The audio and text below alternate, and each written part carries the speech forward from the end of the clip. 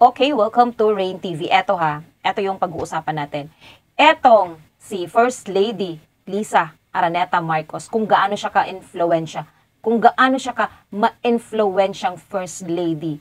Kasi etong si General Manager ha ng PTB na si Annalisa Puod na tinanggal niya noong Friday. Eto kasi yon, yung Malacanang nag-announce siya noong last Friday, no? Na si Annalisa Puod would be replaced by Toby Nebrada. So, siya to. Eto. As acting general manager, no, of Government Broadcast Network, eto yung PTB4. No, ang nagmamay-ari niyan ay ang gobyerno. Eto kasing First Lady, no, ng Pilipinas ay umaastang presidente. 'Di ba? Bakit ko nasabi yon? Or bakit nasabi din ng karamihan yon? Kasi nga, etong si General Manager, no, na si Annalisa Puod, yung mga kasamahan niya, ipinagtanggol siya, nanghinayang sila, at eto pa, bakit sila sumulat kay First Lady? Ano ba ang papel ng isang First Lady? Bakit doon sila nananawagan na pabalikin ang kanilang General Manager? Bakit sa First Lady? Sumulat sila doon para mabalik yung kasama nila. Kasi, eto pa lang si etong si Annalisa Puod na yan. Siya lang pala yung general manager, no, na nagsusumikap na mapabuti ang kalagayan ng trabaho at mga benepisyo ng lahat ng empleyado na regular. Man yan or kahit contractual ka lang dyan sa PTV4, 'di ba? Yung matagal na nilang inaasam-asam, no? Yung matagal na nilang hinihintay na reorganisasyon at regularisasyon, no, ng mga empleyado na umabot na ng 20 years, imagine 20 years, 'di ba? Kasi the goal of this effort is to ensure, no, that every employees receive the appropriate benefits and work sa isang maayos at patas na kapaligiran or sa isang organisasyon. Kasi masaya sila kasi pinaglalaban kasi ng general manager nila kung ano yung mga karapatan ng mga empleyado. Tapos, tinanggal ni First Lady. Bakit ko nasabi na tinanggal ni First Lady? Bakit sila sumulat kay First Lady? 'Di ba? Bakit hindi sa presidente? Bakit hindi sa presidente sila sumulat? Bakit doon kay Lisa Marcos? Yun ang tanong. Bakit ayaw nilang mag-letter sila doon sa presidente natin? Makiusap sila kung bakit, 'di ba? Kasi hindi rin nila alam kung bakit tinanggal kasi good records naman siya eh. Maganda naman yung pamamalakad niya, walang corruption, walang galit sa kanya. Talagang tinanggal lang siya. So bakit? Marami ding mga nagsasabi ha, baka yung kinaiinisan nila or baka nagtampo si First Lady doon sa ipinilabas ng PTV, yung wine na kinuha niya kay Senator Chis Escudero, tapos nag-viral, tapos siguro sa isip niya pinaglalaroan siya or may mga memes na hindi niya nagustuhan kasi nga dapat sa mga ganun, siguro sa isip niya, pag ganung bagay, hindi na dapat pinapalabas kasi mapapahiya ang First Lady. So baka na yung pakiramdam niya ay parang hindi panig yung mga tao sa kanya at binabash siya. So baka yun din ang dahilan, no, kung bakit natanggal ang General Manager na si Annalisa Puod. Calling on President Ferdinand Marcos Jr. to address their current situation. In a press conference earlier today, the PTB Employees Association or PITEA expressed their concerns.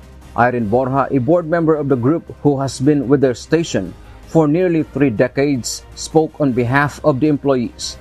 They are urging for the reinstatement of former General Manager Ana Puod. According to the employees, Puod was removed from her position for reasons that remain unclear to them.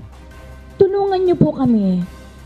Dapat maramdaman niyo po yung hinaing namin.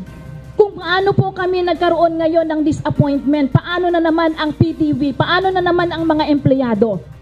The group explained Puod, as the general manager, cares about their situation, especially for their long aspiration that their co-workers will become regular in the company.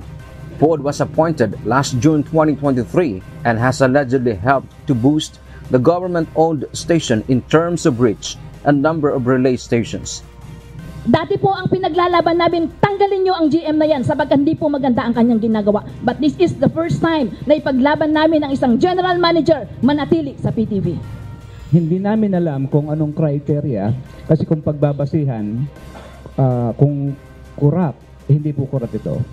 Kung performing. At bilang bahagi ng workforce ng PTV4, ay hindi namin maapuhap.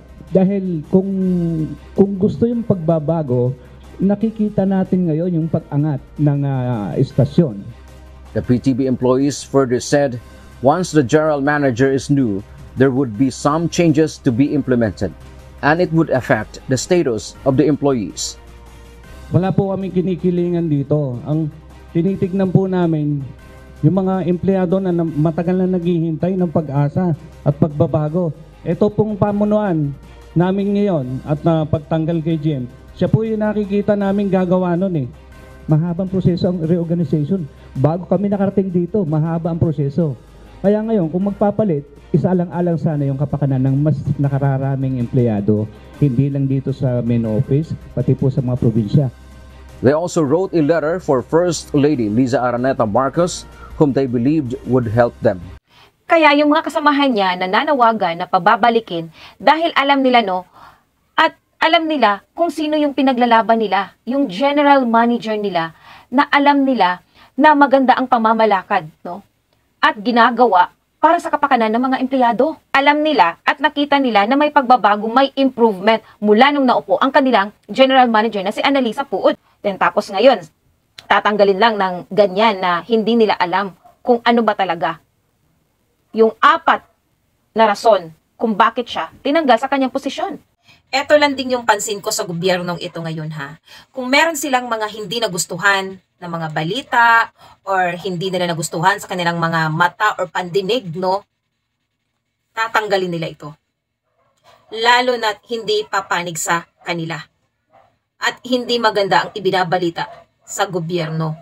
Kailangan may pakita or makita ng mga tao na maganda ang Pilipinas ngayon. Maganda ang pamamalakad ng gobyerno ngayon.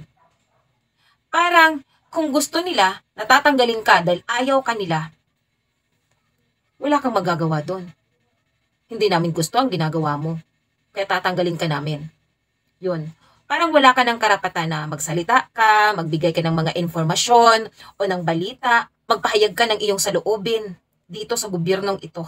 Kasi tatanggalin ka nila nang walang abiso. Meron ngang isang secretary na hindi man lang nag-abiso, nagulat na lang siya na napanood niya sa TV na tatanggalin siya. Umiyak siya.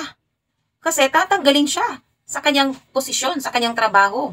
Merong mga mayors, merong gobernador, di ba, na natanggal. May mga pulis. Ang daming mga natanggal ngayon.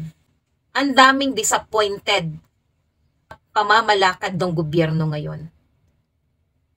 Dahil parang hindi nila alam. Parang iniisip lang nila kung ano yung mga bagay na gusto nila. Kahit yung tao ay gumagawa ng maganda or tama, pero hindi tama sa mata nila, tatanggalin ka talaga nila. Parang sobra na ang ginagawa ng gobyerno ngayon. Gusto mo, tanggalin mo lahat. Para yung mga tao magagalit sa inyo, mas lalong magagalit sa inyo. Ay nako. Hanggang dito na lang Thank you for watching, guys.